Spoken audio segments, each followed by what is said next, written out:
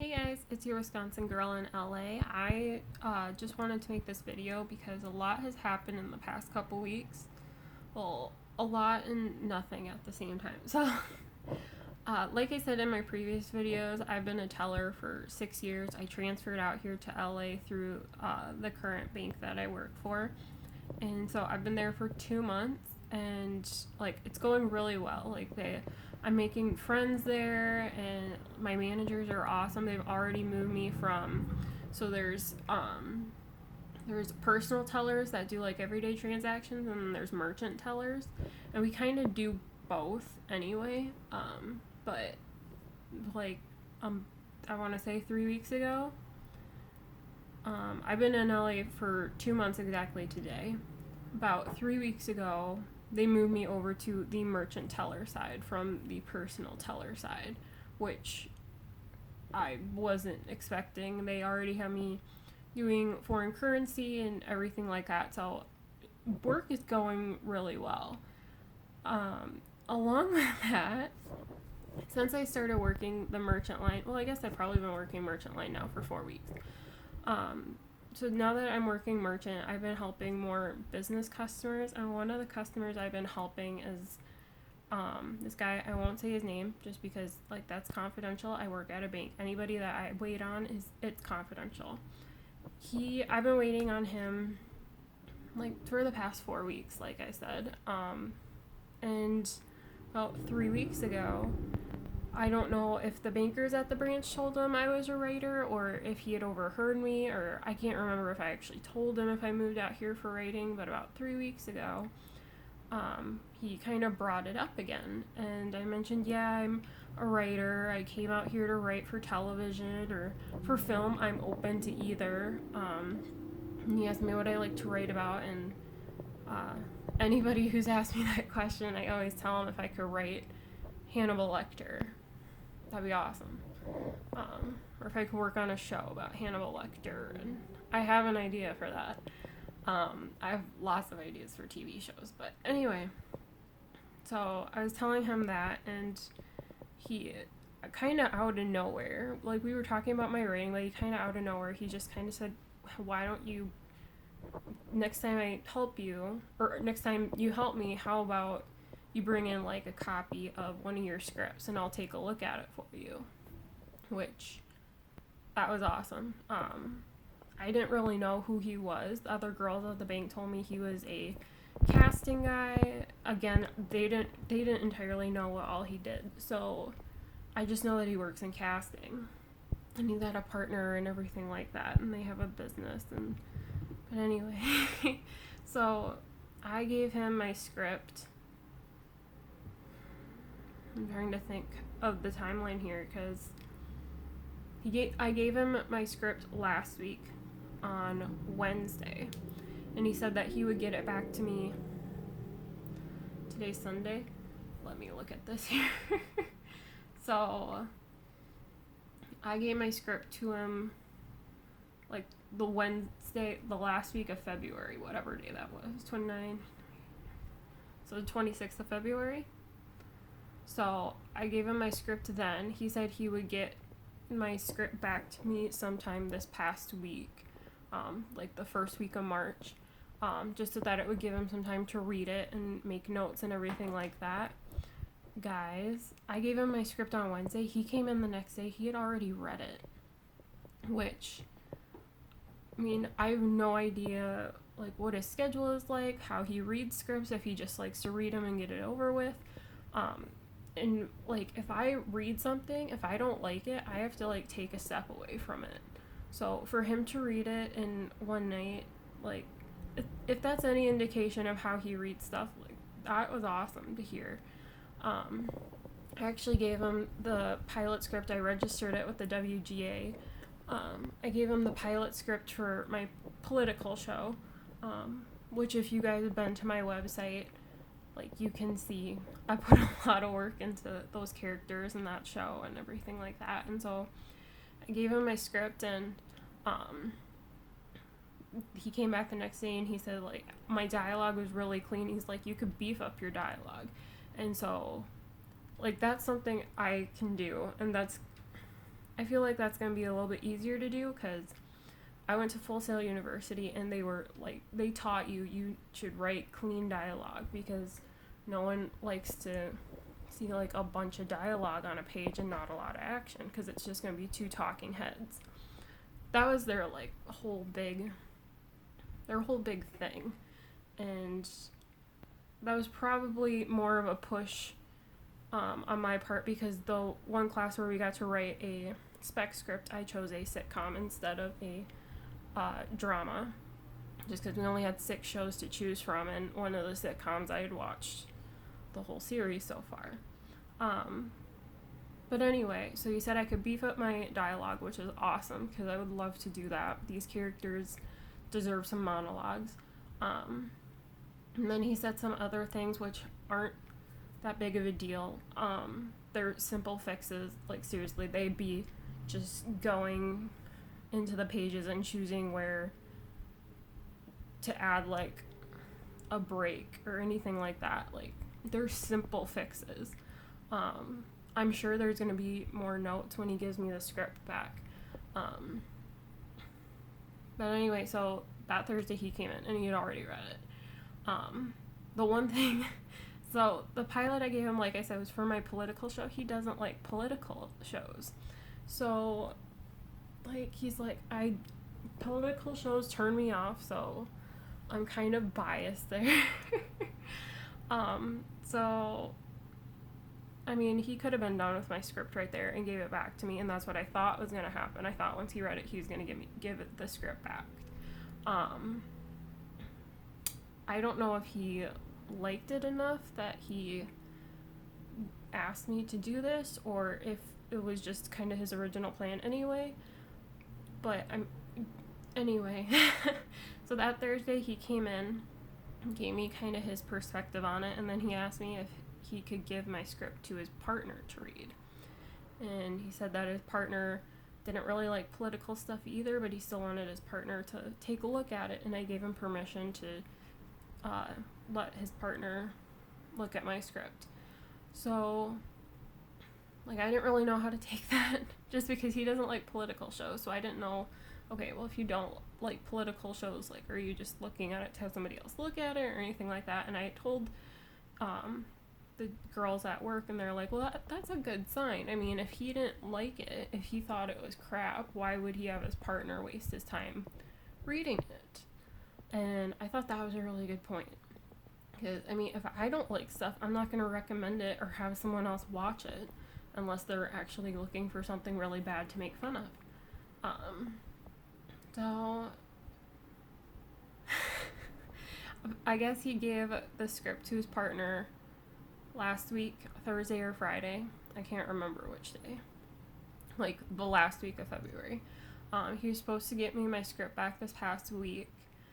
But I don't know if his partner hasn't read it or if he just hasn't had a chance to get it back. But I didn't get the script back this past week, so I'm hoping this week I get it back with the notes and everything like that. I'm not sure what notes I'm gonna get or if anything's gonna happen, just because 2 people are reading a political show who don't like political shows.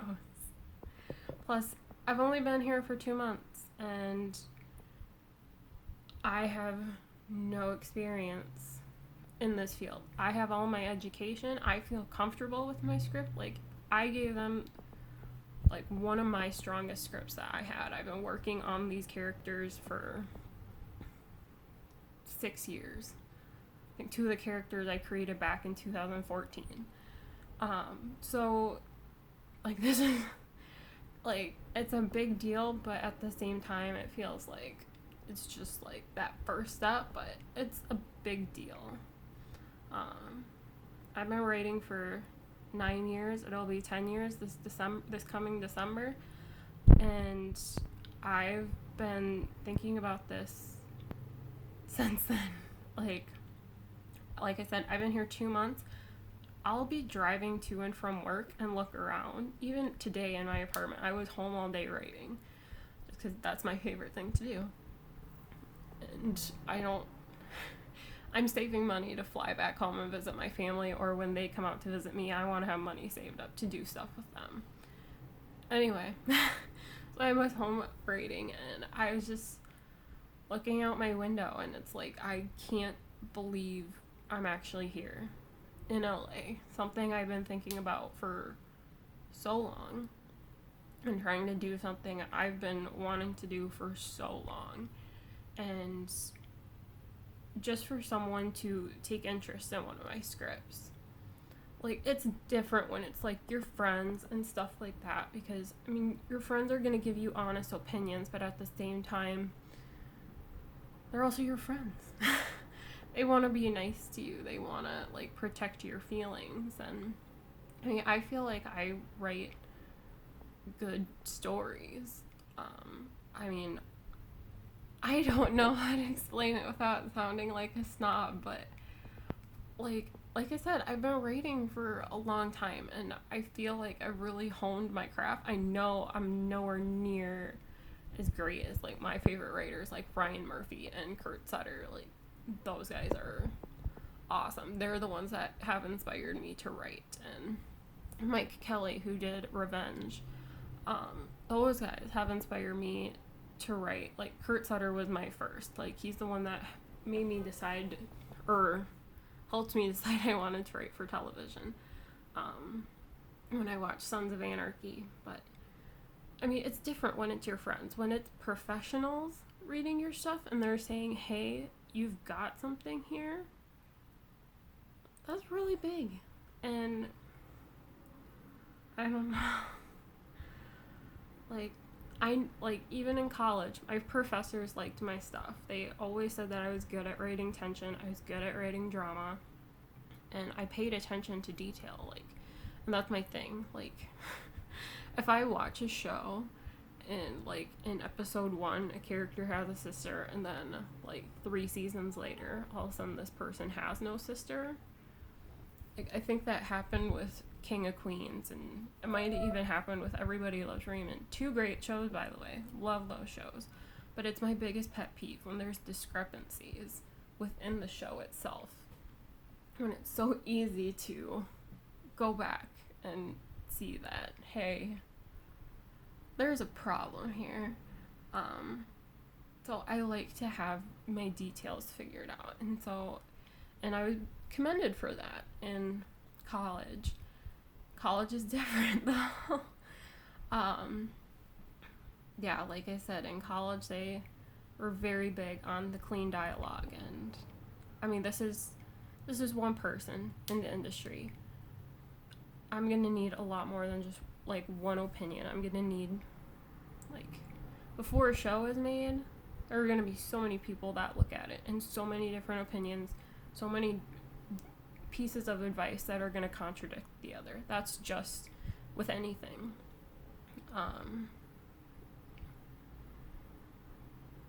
But it's big.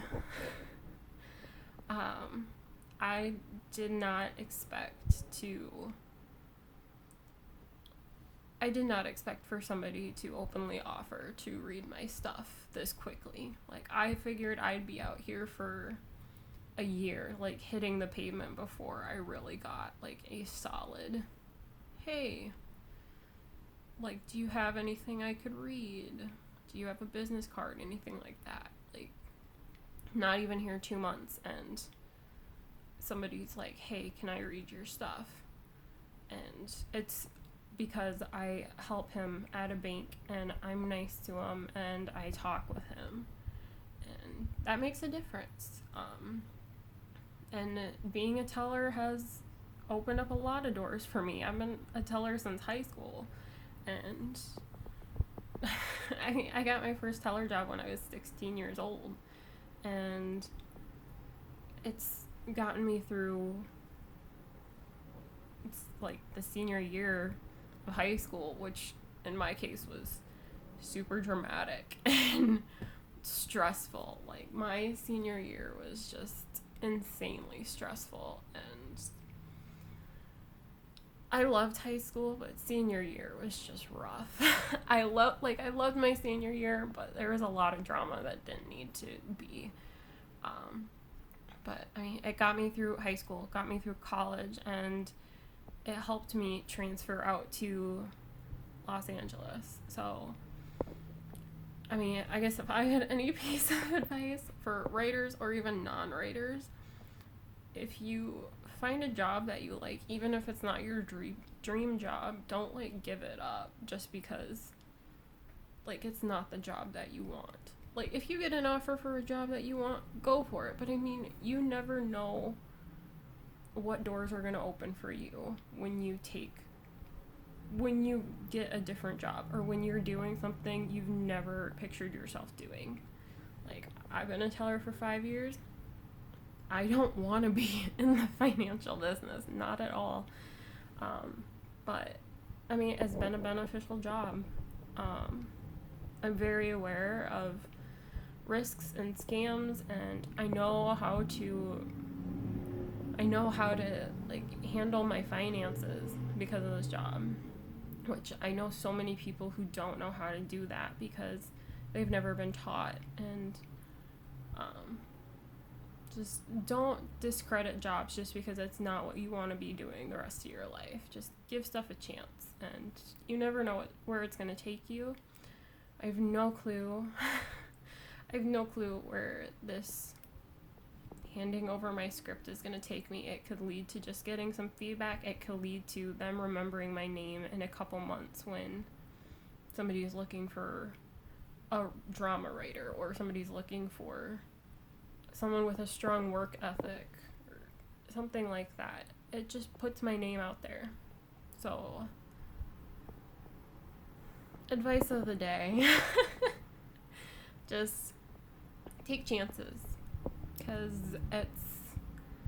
eventually it will pay off. You may not see it now, but eventually it will pay off. Night, guys.